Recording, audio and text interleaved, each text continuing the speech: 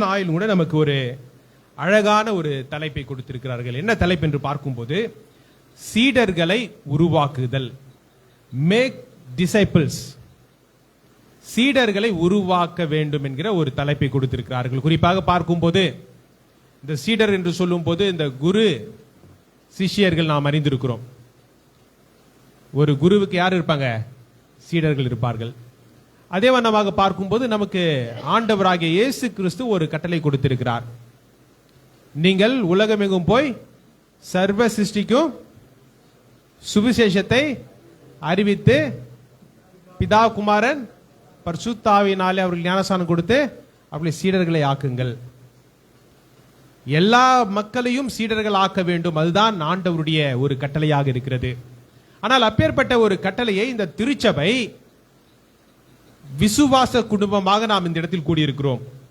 இந்த விசுவாச குடும்பம் என்று சொல்லும் போது இங்க இருக்கிற எல்லாருமே நாம் யாரு? சீடர்கள். யாருடைய சீடர்கள்? ஆண்டவருடைய சீடர்கள். ஆண்டவருடைய சீடர்கள் என்று சொல்லும் போது ஆண்டவரிடத்தில் நாம் கற்றுக்கொள்கிற பிள்ளைகள். ஆண்டவரிடத்தில் கற்றுக்கொள்கிற பிள்ளைகள் மாத்திரமல்ல, ஆண்டவருடைய வார்த்தைக்கு நாம் செவிசாய்த்து ஆண்டவர் சொல்லுகிற காரியத்தை செய்கிறவர்கள். அதுதான் சீடத்துவம். அதுதான் சீடருக்கான ஒரு அடையாளம். குறிப்பாக இந்த இந்திய தேசத்தில் பார்க்கும்போது அந்த சீடத்துவம், அந்த சீடர் என்று சொல்கிற அந்த ஒரு வார்த்தை மிக பெரிய ஒரு, இந்த உலகத்தில் எல்லா விதமான கலாச்சாரத்திலும் நம்முடைய இந்திய தேசத்தில் அந்த சீடத்துவத்துக்கான ஒரு அங்கீகாரம் ரொம்ப பெருசு. காரணம், குறிப்பாக நான் நிறைய அந்த கதையில் பார்க்கும்போது இந்த மராட்டிய மன்னர் சிவாஜி மகாராஜ் என்கிற ஒரு ராஜா, அந்த ராஜா பார்க்கும்போது எப்பொழுதுமே ஒரு சீடராக, அவருடைய பிறப்பிலிருந்து பார்க்கும்போது அவருடைய தாயாரிடமிருந்து தாயாருக்கு ஒரு சீடராக, தன்னுடைய குருக்களுக்கு ஒரு சீடராக, தன்னை வளர்த்தவர்களுக்கு கற்றுக்கொள்ளுகிற ஒரு சீடராக ஒரு பெரிய ஒரு ராஜா நம்முடைய இந்திய தேசத்தில் காணப்பட்டார். அதுபோல நிறைய ராஜாக்கள் இந்த இந்தியாவை ஆளும் போதும், இந்தியாவில் அவர்கள் ஒரு ராஜ்யத்தில் இருக்கும் போதும் ஒரு சிறப்பான ஒரு தலைவர்களாக இருந்தார்கள் என்றால் அவர்கள் உண்மையான சீடர்களாக இருந்தார்கள். அது நம்முடைய இந்திய தேசத்தின் ஒரு கலாச்சாரத்தின் ஒரு அடையாளம், சீடராக இருப்பது. ஆனால் அது வர வர என்ன ஆகி விட்டது என்றால், குருவை மிஞ்சின சீடர்களாக மாறிவிட்டார்கள். புரியுதுங்களா? என்ன குருவை மிஞ்சின சீடர்கள். அந்த குருவை மிஞ்சின சீடர்கள் என்ன அர்த்தம்? இவன் என்ன சொல்றது, நான் என்ன கேட்கறது, அவனை விட எனக்கு நிறைய தெரியும் என்கிற ஒரு மனப்பாங்கு இந்த சீடர்களுக்கு உருவானது. ஆனால் இந்த நாளிலும் கூட நம்முடைய வேத பாடங்களின் அடிப்படையில் இந்த சீடர்களை குறித்து நாம் தியானிக்க அழைக்கப்படுகிறோம்.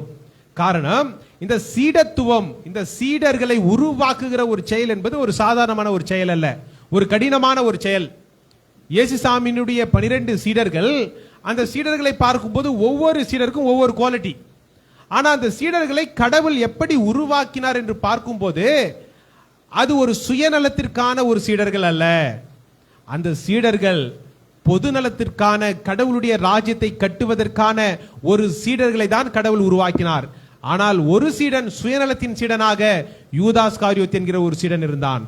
அப்படியாக தான் இந்த நாளிலும் கூட இந்த திருச்சபையில் ஆண்டவருடைய ராஜ்யத்தை கட்டுவதற்கு பதிலாக சுயநலமான சீடர்களை இந்த திருச்சபை என்ன பண்ணிருக்கு?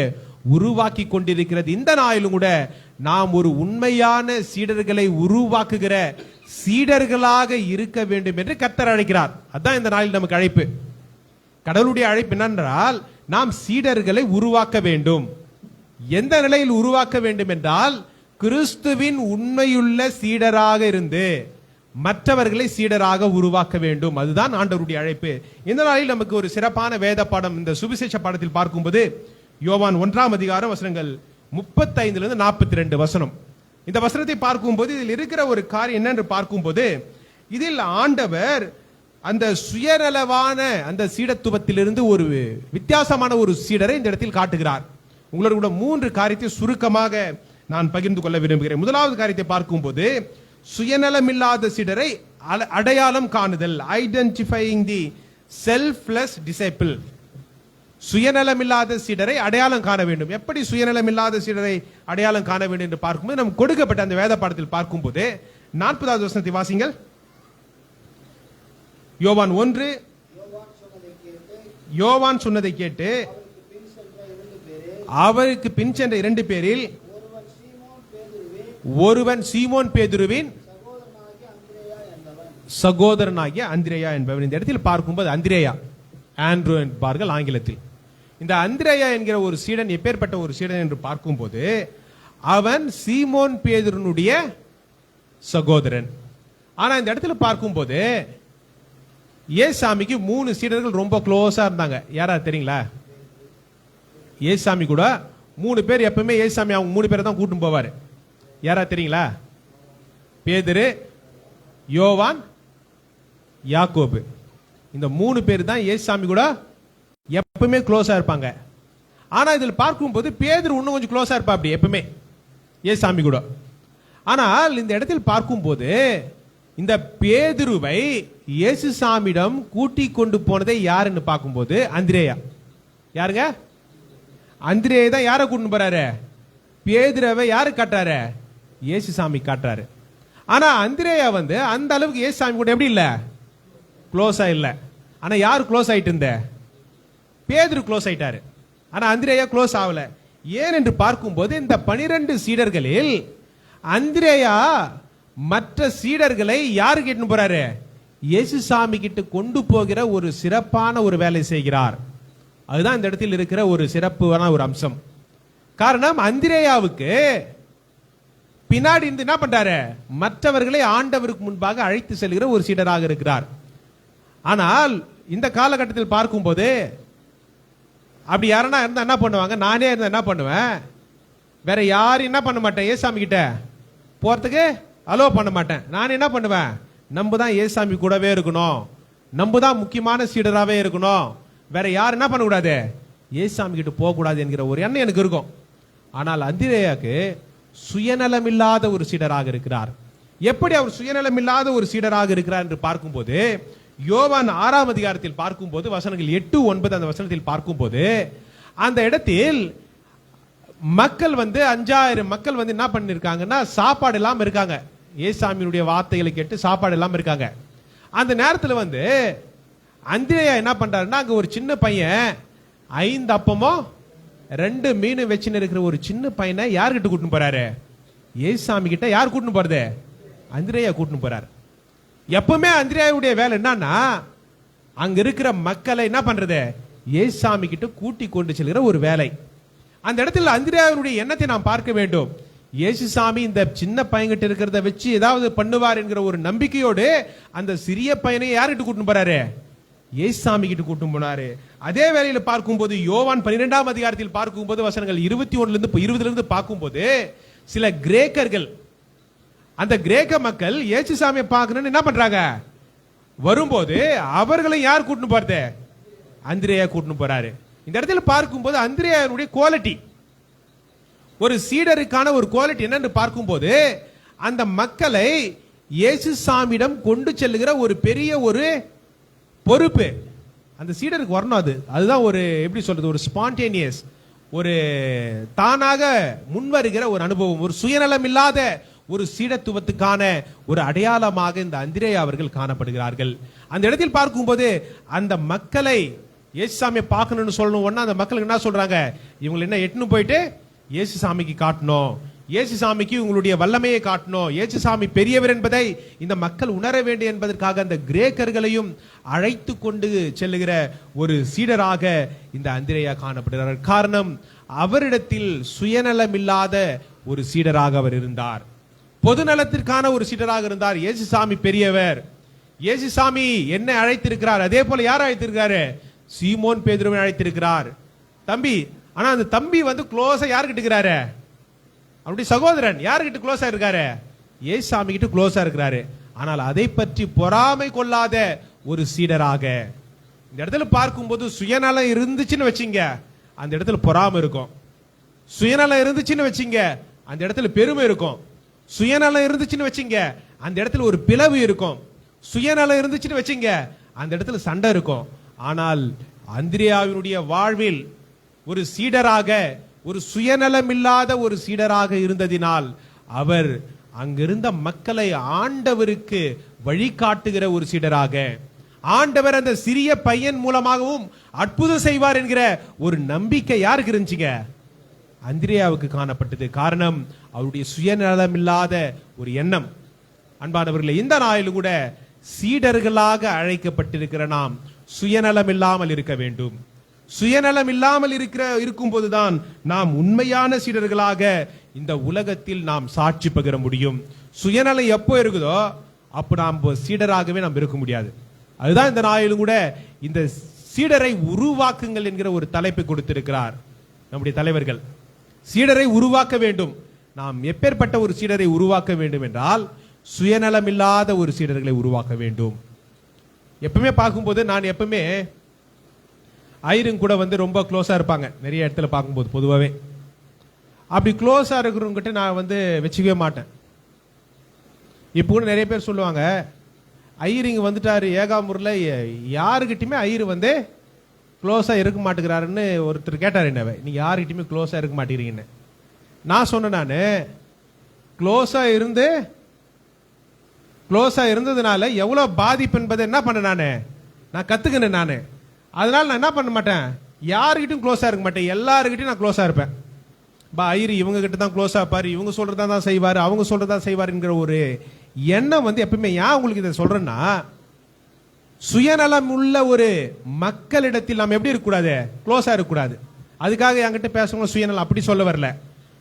வர ஐயருங்கிட்ட என்ன பண்ணுவாங்க, ஐயர் உங்கள மாதிரி யாருமே பிரசங்கம் பண்ணல. வர ஐயருங்கிட்ட என்ன சொல்றது, உங்கள மாதிரி நல்லவர் யாருமே இல்லை, உங்கள மாதிரி வல்லவர் யாருமே இல்லைன்னு வர ஐயரெல்லாம் என்ன சொல்லி இப்படி சொல்லி சொல்லி ஐயரை கெடுத்துறது. அது எனக்கு பிடிக்காத ஒரு விஷயம். நான் ஏன் சொல்ல வரேன்னா, யாரோ ஒருத்தர் ரோட்ல போறவர் அவரு சொல்றாருன்னு வச்சுக்க, அது ஒரு அர்த்தம் இருக்குது. என்னை எப்போ ஒருத்தர் பாப்பாரு, ஐயா நீங்க நல்லா பிரசங்கம் பண்றீங்க, நீங்க நல்லா பண்றீங்கன்னு சொன்னா அதை நம்ம ஏத்துக்கலாம். ஆனா எல்லா ஐயருங்கிட்டும் என்ன சொல்றது, ஐயா நீங்க ரொம்ப நல்லவர் சும்மாவே சொல்றது. ஏன்னா சுயநலத்தினுடைய அடையாளம். இந்த நாளில் கூட இந்த திருச்சபை என்பது சுயநலத்தை உதறிவிட்டு சுயநலம் இல்லாத சீடர்களாக இருக்கிற ஒரு அழைப்பை இந்த அந்திரேயாவிடமிருந்து கற்றுக்கொள்ள வேண்டும். எந்த விதமான பொறாமை அவருக்கு, எல்லா மக்களையும் ஆண்டவருக்கு சீடராக்க வேண்டும் என்கிற ஒரு சீடராக அவர் தன்னுடைய வேலையில், தன்னுடைய கொடுக்கப்பட்டிருக்க அந்த பணியில் தன்னை அர்ப்பணித்தவராக யார் இருக்கிறது, அந்திரேயா காணப்படுகிறார். நமக்கு இரண்டாவது வேத பாடம் கொடுத்திருக்கிறார்கள், மிக சிறப்பான ஒரு வேத பாடம். அது என்ன வேத பாடம் என்று பார்க்கும்போது 1 ராஜாக்கள் 19ஆம் அதிகாரம் 11-21. இதில் பார்க்கும்போது ஒரு சீடனாக எலிஷா அவர்கள் இருக்கிறார்கள். இந்த இடத்தில் பார்க்கும்போது 2 மடங்கு வல்லமையை யார் பெற்றுக்கொண்டது, எலிசா அவர்கள் பெற்றுக்கொண்டார்கள். இதில் ரொம்ப ஒரு எலிசா பற்றி ஒரு சுருக்கமா ஒரு 3 காரியத்தை மாத்திரம் உங்களோட பகிர்ந்து கொள்கிறேன். காரணம், எலியாவிடம் இருந்த அந்த வல்லமை யார் பெற்றுக்கொள்கிறது, எலிசா பெற்றுக்கொள்கிறார், ஒரு சீடனாக பெற்றுக்கொள்கிறார். ஆனால் எலிசாக்கு இருக்கிற அந்த ஒரு குவாலிட்டி எப்பேற்பட்ட ஒரு குவாலிட்டி என்று பார்க்கும்போது, முதலாவது ஒரு காரியம் என்ன என்று பார்க்கும்போது, எலிசா அவர்கள் தன்னை தயார்படுத்திக் கொள்ளுகிற ஒரு சீடனாக இருந்தார். எப்படி இருந்தாரு, தயார்படுத்திக் கொள்கிற ஒரு சீடர். எப்படி தயார்படுத்திக் கொள்கிற ஒரு சீடர் என்று பார்க்கும்போது, டு பி பிரிப்பேர்ட். இந்த இடத்தில் பார்க்கும்போது எலியா கேட்கிறாரு, உனக்கு என் வல்லமை உனக்கு கொடுக்கிறேன்னு சொல்லும் போது எனக்கு ரெட்டத்தனையான வல்லமை எனக்கு தேவை, டபுள் போர்ஷன். யாரும் என்ன பண்ண மாட்டாங்க, அப்படி கேட்க மாட்டாங்க. நீ இருக்கிற வல்லமையில எனக்கு பாதி கொடுத்தா போதுன்னு சொல்லி போயிடுவாங்க. ஆனா எலிசா கேட்கிற இந்த காரியம் என்னன்னு பார்க்கும்போது, இரண்டத்தனையான வல்லமையை எலியாவிடமிருந்து பெற்றுக்கொள்கிறார். காரணம், அவன் ஒரு சீடனாக, கடவுளுடைய ஊழியக்காரனாக, கடவுளுடைய தீர்க்கதரிசியாக அந்த மக்களுக்கு ஒரு வல்லமையான ஒரு காரியத்தை செய்ய தன்னை அர்ப்பணிக்கிறதை இந்த இடத்தில் நாம் பார்க்கிறோம். அன்பானவர்களே, இந்த சீடத்துவம் என்பது தன்னை அர்ப்பணிக்கிற ஒரு சீடத்துவம்.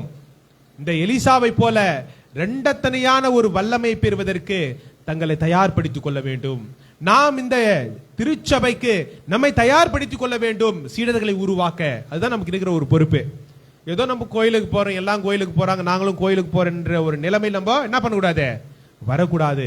மற்றவர்களை நாம் இந்த திருச்சபைக்கு அழைத்து வர வேண்டும் என்கிற ஒரு எண்ணத்தோடு நம்மை தயார்படுத்திக் கொள்கிற ஒரு சீடர்களாக நாம் இருக்க வேண்டும். இந்த இடத்தில் பார்க்கும் போது எலியாவிடமிருந்து 2 மடங்கான அந்த வல்லமை, அந்த ஆசீர்வாதத்தை பெற்றுக் கொள்ளுகிறார் என்றால், அந்த இடத்தில் இன்னும் ஆண்டவருடைய ஊழியத்தை தைரியமாக வைராக்கியமாக, இன்னும் பயங்கரமாக ஆண்டவருடைய ஊழியத்தை செய்ய வேண்டும் என்கிற ஒரு எண்ணம் யாருக்கு இருந்துச்சு?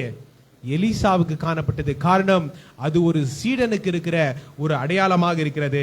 இரண்டாவது காரியத்தை பார்க்கும்போது எலிசாவுக்கு அர்ப்பணிப்பு காணப்பட்டது. டு பி கமிட்டட், அர்ப்பணிக்கப்பட்ட ஒரு தீர்க்கதரிசி யார் என்று பார்க்கும்போது எலிசா.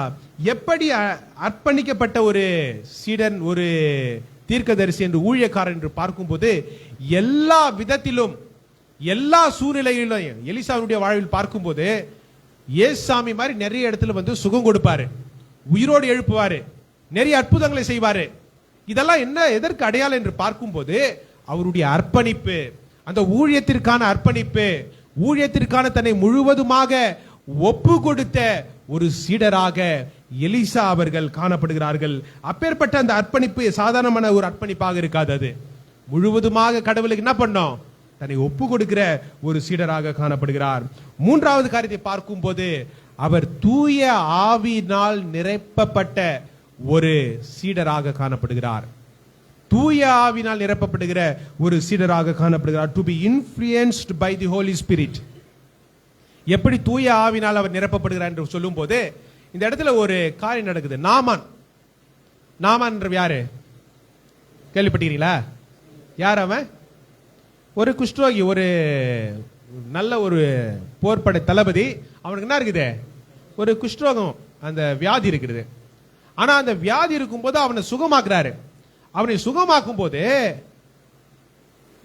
இவ கூட ஒருத்தங்க அட்டெண்டர் சீடன், யாரு கூட? எலிசா கூட ஒருத்தருக்கிறாரு. யார் அவரு? கேயாசி. அவன் ஏமாத்துறதை எப்படி கண்டுபிடிக்கிறாரு? ஒரு தீர்க்கதரிசியாக கடவுளுடைய துணையோடு.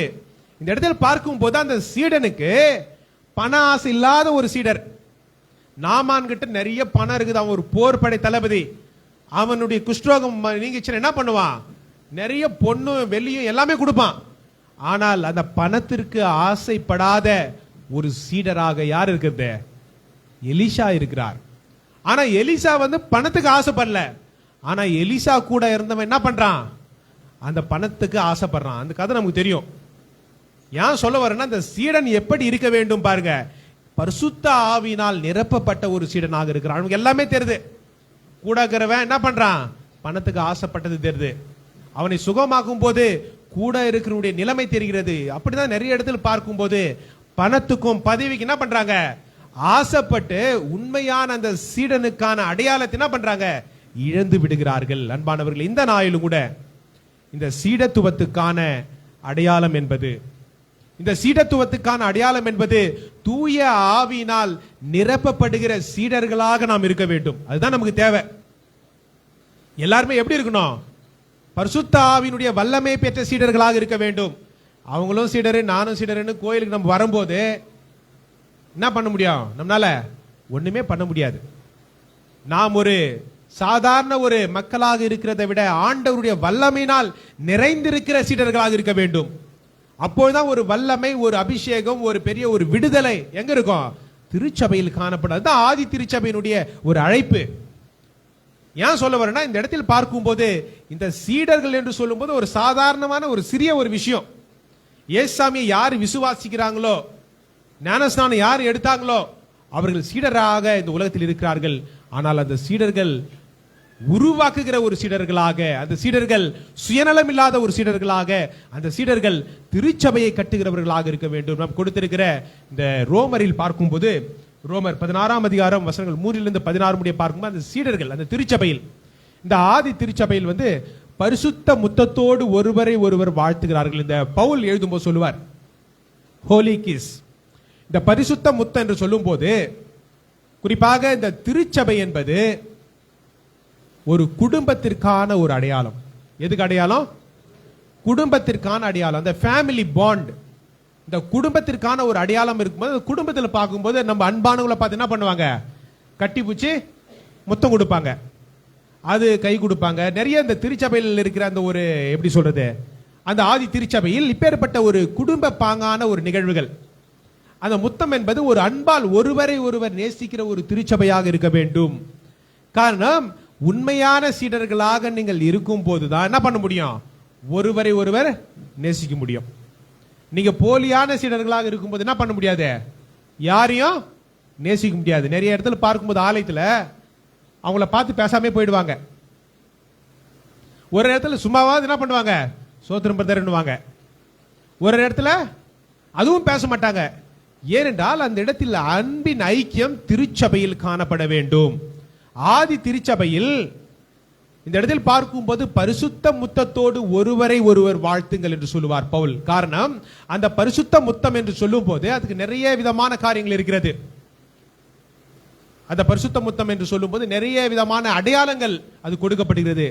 ஆனால் அந்த பரிசுத்த முத்தம் என்பது அந்த அன்புக்கான ஒரு அடையாளம், ஐக்கியத்திற்கான ஒரு அடையாளம், ஒரு இணைப்புக்கான ஒரு அடையாளம். இந்த நாளில் கூட சீடர்களாக அழைக்கப்பட்டிருக்கிற நாம், கடவுளுடைய பிள்ளைகளாக அழைக்கப்பட்டிருக்கிற நாம் அந்த பரிசுத்த முத்தமாகிய அந்த அன்பில் நிலைத்திருக்கிற ஒரு சீடர்களாக இருக்க வேண்டும். அதுதான் சீடர்களை உருவாக்கும்.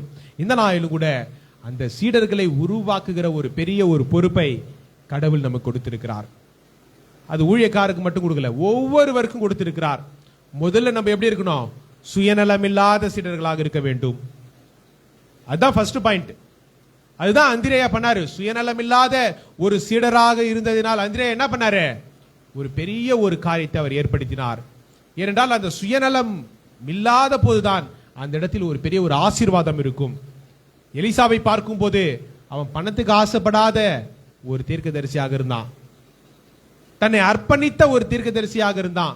தன்னை தயார்படுத்தி கொண்டிருக்கிற ஒரு தீர்க்கதரிசியாக இருந்தான். அது போலதான் இந்த நாளில் கூட திருச்சபையாக நாம் தயார் நிலையில் இருக்க வேண்டும். ஆண்டவருடைய சீடர்களை உருவாக்க நாம் திருச்சபையாக அர்ப்பணிக்கப்பட்டவர்களாக, அர்ப்பணிப்போடு மற்றவர்களை உருவாக்க நாம் இருக்க வேண்டும். நாம் திருச்சபையாக தூய ஆவியின் வல்லமையை பெற்றவர்களாக நாம் இருக்க வேண்டும். இப்பேற்பட்ட வல்லமைகளை நாம் பெற்றிருக்கும் போது, இப்பேற்பட்ட ஆசீர்வாதங்களை ஆண்டவரிடத்தில் நாம் எதிர்பார்க்கும் போது ஆண்டவர் நமக்கு அதை கொடுக்க வல்லவராக இருக்கிறார். அது மாத்திரமல்ல, நாம் இன்னும் பல ஆத்துமாக்களை இந்த ஆலயத்திற்கு கொண்டு வர வேண்டும். அதுதான் சீடருக்கான ஒரு அடையாளம். இன்னும் நிறைய பேர் இந்த ஆலயத்துக்கு வர வேண்டும், இன்னும் நிறைய பேர் கடவுளுடைய ஆசீர்வாதத்தை பெற்றுக்கொள்ள வேண்டும் என்கிற ஒரு எண்ணத்தோடு நாம் செயல்படும் போது நிச்சயமாகவே இந்த ஆலயம் ஒரு சீடரை உருவாக்குற ஒரு திருச்சபைக்கான ஒரு அடையாளமாக இருக்கும் என்றால் அது மிகையாக. அன்பானவர்கள், இந்த நாளிலும் கூட இந்த சீடரை உருவாக்குதல் என்று சொல்லும் போது அது கடவுள் நமக்கு கொடுத்திருக்கிற ஒரு பெரிய ஒரு கிருபை. காரணம், ஆண்டவர் நம்மை சீடராக அவர் உருவாக்கி இருக்கிறார். நாம் மற்றவர்களை உருவாக்க நம்மை அர்ப்பணிக்க வேண்டும். குடும்பமாக அர்ப்பணிக்க வேண்டும், திருச்சபையாக அர்ப்பணிக்க வேண்டும், தனிப்பட்ட நபர்களாக நாம் கடவுளுக்கு அர்ப்பணித்து இன்னும் பலரை சீடர்களாக மாற்ற நம்மை ஒப்பு கொடுக்கும் போது ஆண்டவர் நிச்சயமாகவே நம்மை ஆசீர்வதிப்பார். ஆமென். ஜெபம் செய்வோம்.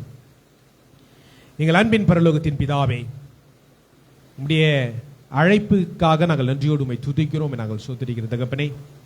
ஆண்டவரே, எங்களை நீர் சீடராக அழைத்திருக்கிறீர். ஆண்டவரே, சீடராக அழைத்திருக்கிற எங்களை ஆண்டவரே, நாங்கள் இன்னும் பல மக்களை சீடர்களாக உருவாக்க எங்களுக்கு நீர் பலன் கொடுக்க வேண்டுமா நாங்கள் ஜெபிக்கிறோம். சுயநலமில்லாத சீடர்களாக ஆண்டவரே, எங்களை தயார்படுத்திக் கொள்கிற ஒரு சீடர்களாக, எங்களை அர்ப்பணிக்கிற ஒரு சீடர்களாக, குறிப்பாக தூய ஆவியால் நிரப்பப்படுகிற ஒரு சீடர்களாக நாங்கள் வாழ நீர் உதவி செய்ய வேண்டுமா நாங்கள் ஜெபிக்கிறோம். உடைய பிள்ளைகளை உடைய கரத்தில் ஒப்புக் கொடுக்கிறோம். இயேசுவின் வழியாக மன்றாடுகிறோம் எங்கள் அன்பின் நல்ல பிதாவே. ஆமென்.